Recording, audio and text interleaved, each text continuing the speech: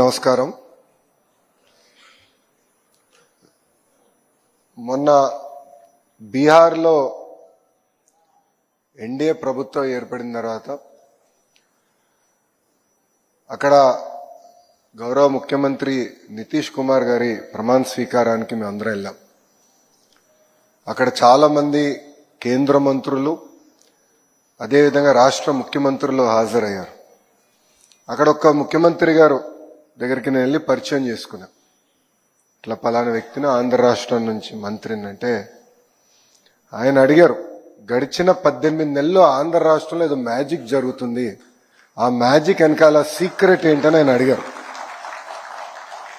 అప్పుడు ఆయనకు చెప్పా, ఆంధ్ర రాష్ట్రంలో 2 ఉన్నాయి సార్ అన్న. ఒకటి మిసైల్స్, రెండోది జీపీఎస్. జీపీఎస్ అంటే వేదిక మీద ఉన్న పెద్దలు, ఒక పక్కన అయ్యన్న పాత్రుడు గారు, ఇంకో పక్కన అశోక్ గజపతిరాజు గారు. మిసైల్స్ కూడా వేదిక పైన ఉన్నారు.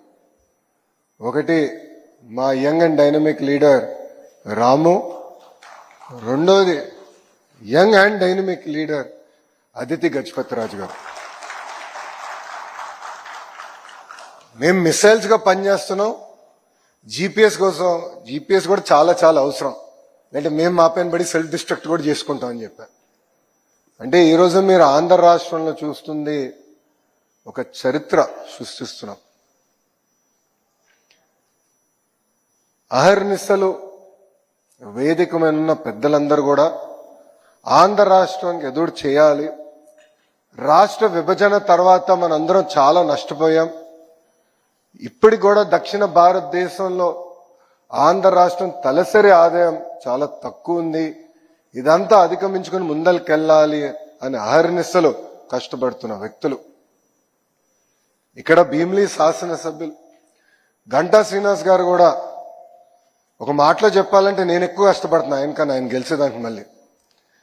ఎందుకంటే అన్ని ఐటీ కంపెనీలన్నీ కూడా వచ్చి భీమిలికే వస్తున్నాయి. ఇప్పుడు ఆయన కూడా అద్భుతంగా సహకరించి మమ్మల్ని అందరినీ ప్రోత్సహిస్తాం జరుగుతుంది. స్పీచ్ చాలా మామూలు రాశారు, కానీ 2-3 విషయాలు చెప్పి నేను ముగిస్తా. మొదటిది జిఎంఆర్ గారు గురించి. జిఎంఆర్ గారు ఉత్తరాంధ్ర ముద్దుబిడ్డ. ఇక్కడనే జన్మించి ఒక మధ్యతరగతి కుటుంబానికి జన్మించి 10th క్లాస్ ఫెయిల్ అయిన వారు. అప్పుడు వాళ్ళ ఇంట్లో లేదు, బాగా చదవాలని తోమితే తిరిగి మళ్ళీ వెళ్ళి మాన్సాస్లోనే 11th 12th క్లాస్ చదివి ఈరోజు దేశానికే కాదు ప్రపంచంలోనే ఒక అతిపెద్ద పారిశ్రామికవేత్తగా మారిన వ్యక్తి జిఎంఆర్ గారు.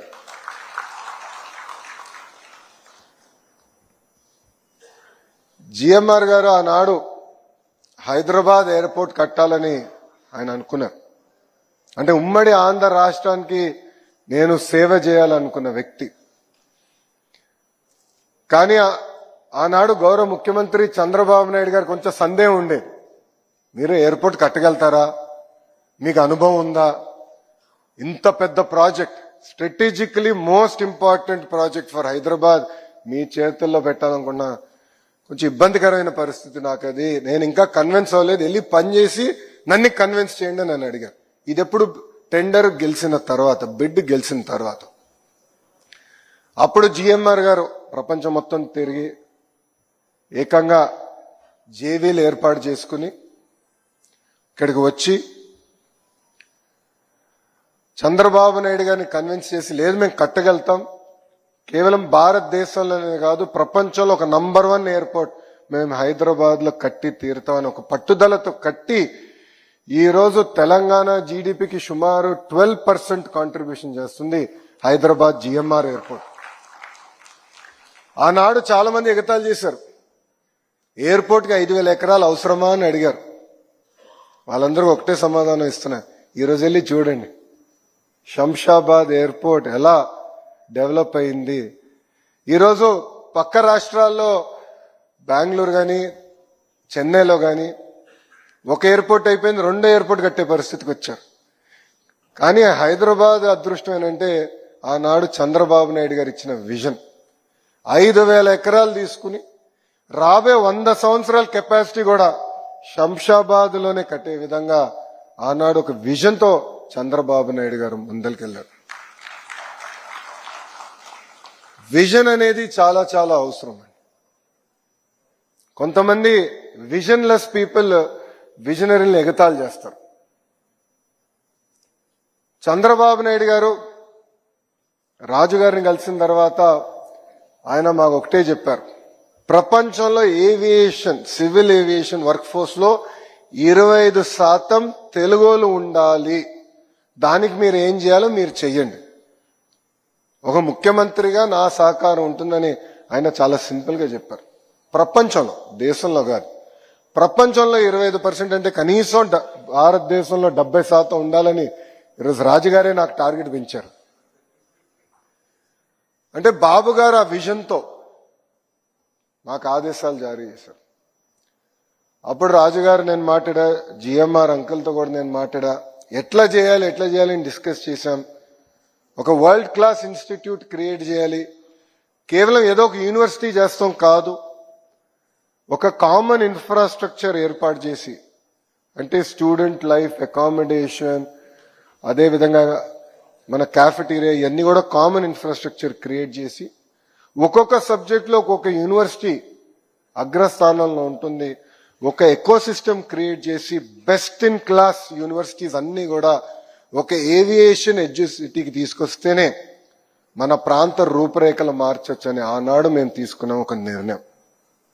ఇది నేను ఆలోచిస్తున్న సమయంలో ఇప్పుడు కూడా బాగా గుర్తు నాకు, తెలుగుదేశం పార్టీ విశాఖపట్నం ఆఫీసులో నేను కూర్చున్నప్పుడు అదితి గారు ఒక మ్యాప్ తీసుకుని వచ్చారు, పెద్ద మ్యాప్, ఉత్తరాంధ్ర మ్యాప్ తీసుకుని వచ్చి,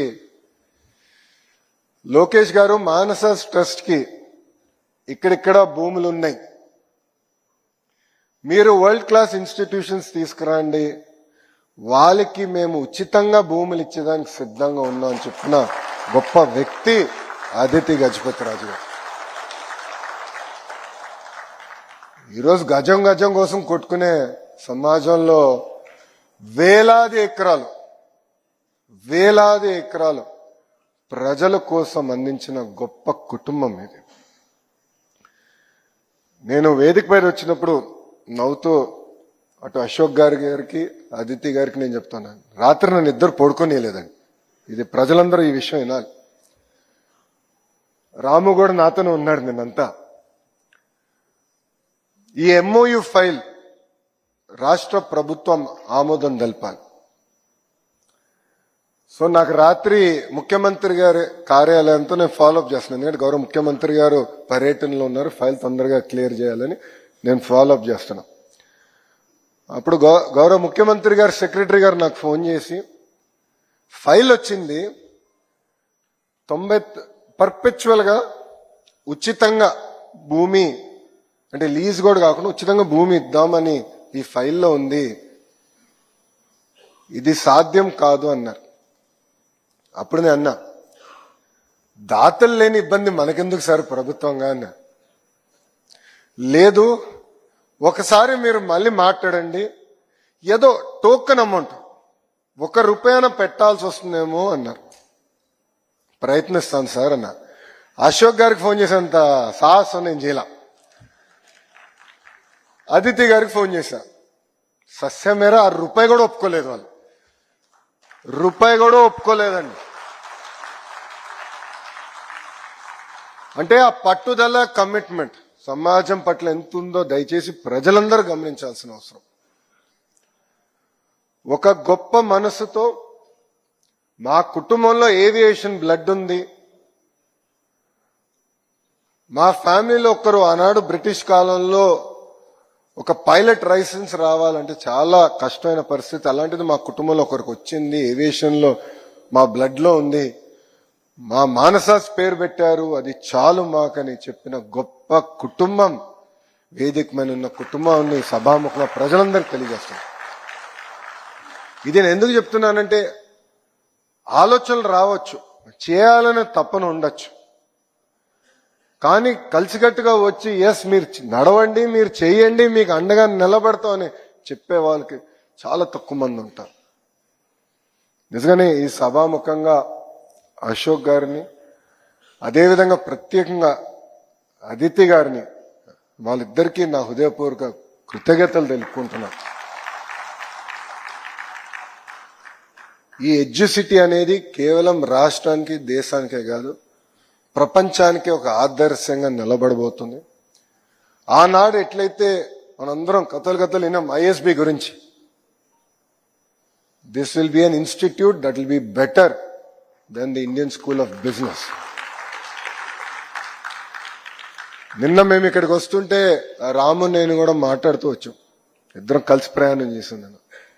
సుమారుగా 2 గంటలు ఏ యూనివర్సిటీస్కి వెళ్ళాలి, ఫిబ్రవరి నుంచి ఎవరెవరు గడపలు దొక్కాలి, ఈ ఎకో సిస్టమ్ ఎలా బిల్డప్ చేయాలి, ఇంజన్లో ఎవరు, డ్రోన్స్లో ఎవరు, ఏవియానిక్స్ లో ఎవరు, అదేవిధంగా ఏటీసీ ట్రైనింగ్ చాలా చాలా అవసరం, పైలట్స్ కూడా అవసరం.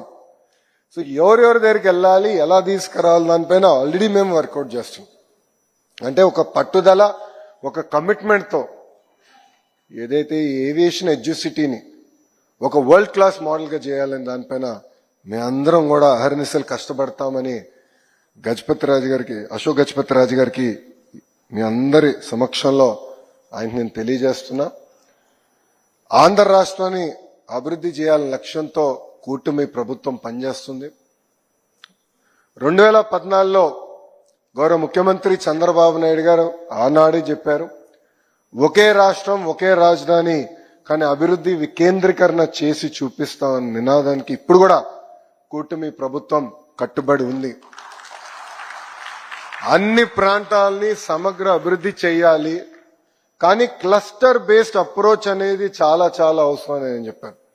అందుకే ఆటోమోటివ్ క్లస్టర్ ఒక అనంతపూర్లో వచ్చింది, renewable energy cluster Kurnool Anantapur జిల్లాలో వచ్చింది, సిమెంట్ క్లస్టర్ ఒకటి ఏర్పాటు చేస్తున్నాం, ఎలక్ట్రానిక్స్ మ్యానుఫ్యాక్చరింగ్ క్లస్టర్ ఒకటి వచ్చింది, ఏసీ క్లస్టర్ ఒకటి వచ్చింది, compressed biogas, aqua, quantum, medical devices manufacturing, pharma, steel, ఇలా ఒక్కొక్క క్లస్టర్ సుమారుగా 22-23 క్లస్టర్స్ తయారు చేస్తున్నాం.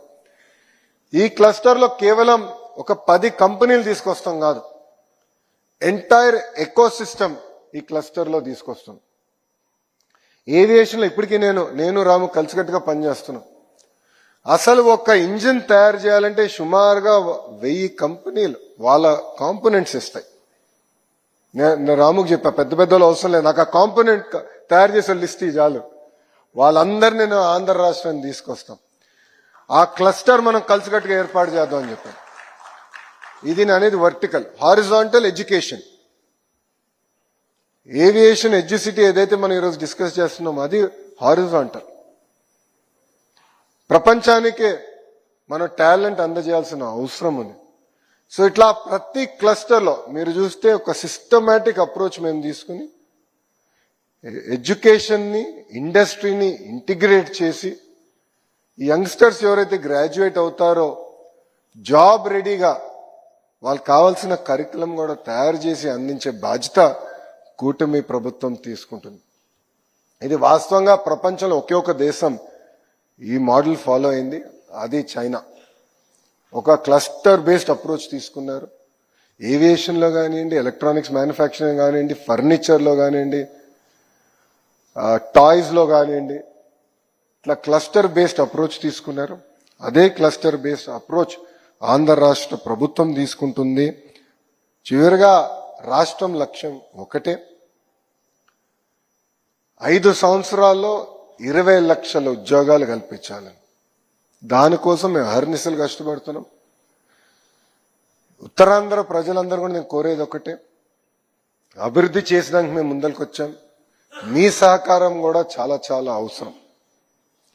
నేను 99 పైసలకి ఫార్చ్యూన్ 500 కంపెనీస్కి భూములు ఇస్తానంటే చాలా మంది ఎగతాళి చేశారు. భూమి ఇస్తే సరిపోతుందా, కంపెనీలు వస్తాయా అని. ఆ ఒక్క నిర్ణయం వల్ల టీసీఎస్ వచ్చింది, ఆ ఒక్క నిర్ణయం వల్ల కాగ్నిసెంట్ వచ్చింది. రాబోయే 100 రోజుల్లో కనీసం ఇంకొక 2 కంపెనీలకి విశాఖపట్నానికి ఐటీ రంగంలో తీసుకొచ్చే బాధ్యత కూడా కూటమి ప్రభుత్వం తీసుకుంటుంది. ఇట్లా చాలా సాహసోపేతమైన నిర్ణయాలు తీసుకుంటున్నాం. మొన్న సెక్రటరీ గారు అన్నారు, సార్ చాలా రిస్కీ డెసిషన్ తీసుకుంటున్నారు మీరని. మాకు అలవాటే సార్ ఇదన్నా. మంచి మనసుతో ఏ నిర్ణయం తీసుకున్నా ప్రజలు సహకరిస్తారు, ప్రకృతి సహకరిస్తుంది. ఆయనకు ఒకటే చెప్పా, ఐఎస్బి ఏర్పాటు చేసినప్పుడు చాలా మంది ఇట్లానే అన్నారు, ఇది రిస్కీ నిర్ణయం అని. బాబు గారికి ఆయన ఎప్పుడు వెనక్కి తిరిగి చూడలేదు. That is why Hyderabad is what it is అని నేను చెప్పా. అలాంటి నిర్ణయాలు మేము తీసుకుంటాం. మిసైల్స్ రెడీగా ఉన్నాయి, ఇక్కడ అద్భుతమైన జీపీఎస్లు కూడా ఉన్నాయి. మాకు గైడెన్స్ టైం టు టైం ఇస్తారు. కలిసికట్టుగా అన్ని రంగాల్లో ఆంధ్రప్రదేశ్ ని నంబర్ 1 చేసే బాధ్యత కూటమి ప్రభుత్వం మేము తీసుకుంటాం. ఆయన్న గారిని కలవలేకపోయాను, అంటే నిన్నే ధర్మేంద్ర ప్రధాన్ గారిని కలిసి వచ్చాము. ధర్మేంద్ర ప్రధాన్ గారికి కాన్స్టిట్యూషన్ డే నాడు మాక్ అసెంబ్లీ ఎట్లా నిర్వహించామో ఆయనకు వీడియో చూపించాము. పిల్లలకి రూపొందించిన రాజ్యాంగం పుస్తకం కూడా ఆయన చూపిస్తే, ఫిబ్రవరి మాసంలో భారతదేశంలో ఉన్న స్టేట్ ఎస్సీఆర్టీ సంస్థలందరినీ వాళ్ళ సమావేశం ఏర్పాటు చేసుకుందాం. ఏ మోడల్ ఏదైతే అద్భుతంగా ఆంధ్ర రాష్ట్రంలో మీరు రూపొందించారో ఆ మోడల్ అన్ని రాష్ట్రాల్లో అదే మోడల్ ఇంప్లిమెంట్ చేయాలి, వాళ్ళు కొంచెం అవగాహన తీసుకొద్దామని ఆయన చెప్తాం జరిగింది.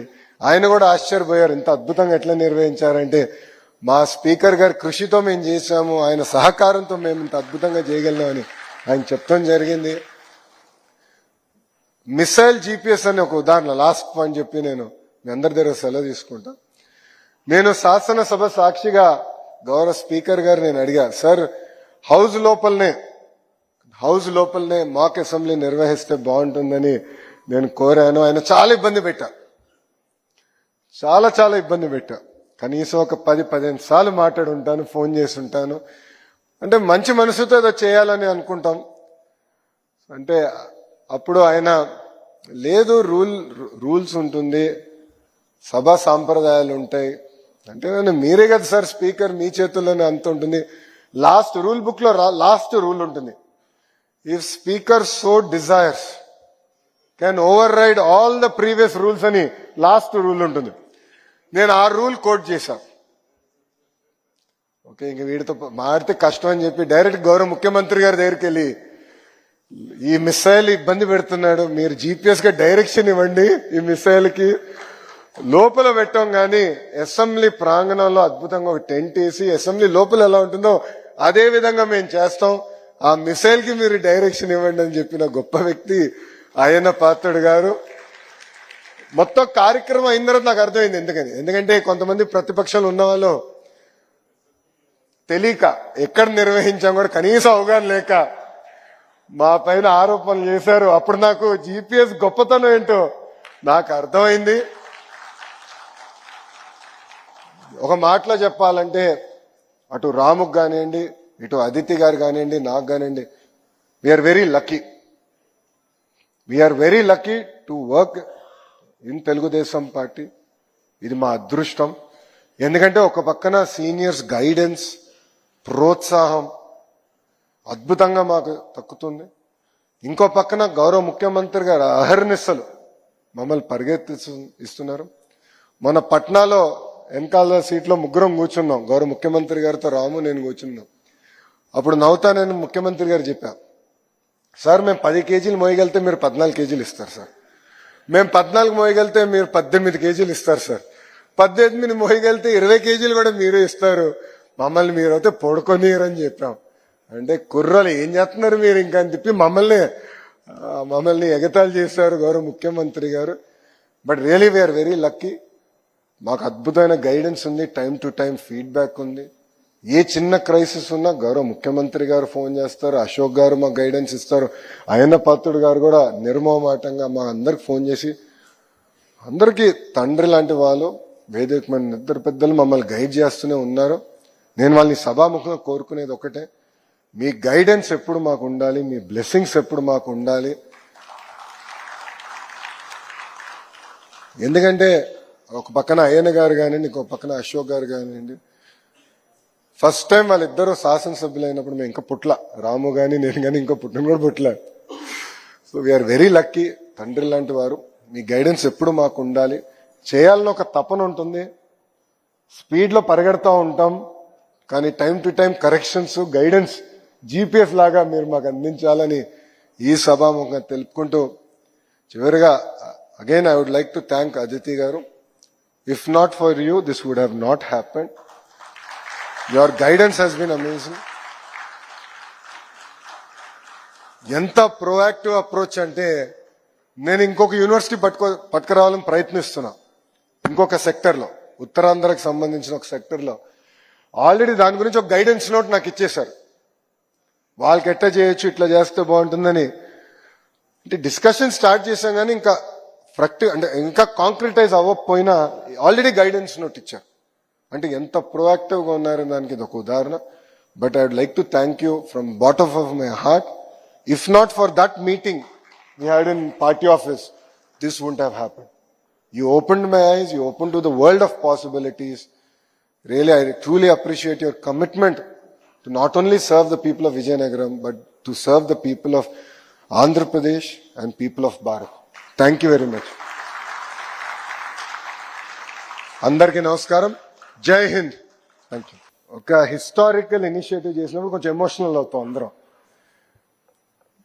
ఎట్లయితే 1994లో బాబు గారి గురించి అంచెలంచెలుగా చెప్తారో, మళ్ళీ ఇంకో చరిత్ర రాయిపోతున్నాం తిరిగి. సో అందుకే టైం లైన్ మిస్ అయ్యాను. రిమైండ్ చేశారు గంటా శ్రీనివాస్ గారు. అదే జీపీఎస్ అన్నాయి కదా, అదే జీపీఎస్ మిస్ అయ్యారు. సో టైం లైన్ అన్నారు. మేము 12 నెలలు ఒక టైం లైన్ గా పెట్టుకున్నాం. ఫిబ్రవరి నుంచి విల్ స్టార్ట్ రోడ్ షో. 12 నెలల్లో we will definitely bring universities here. Will take this project to the logical conclusion. So 12 months from today, not from February. Raju garu, agree? Thank you very much. Jai Hind.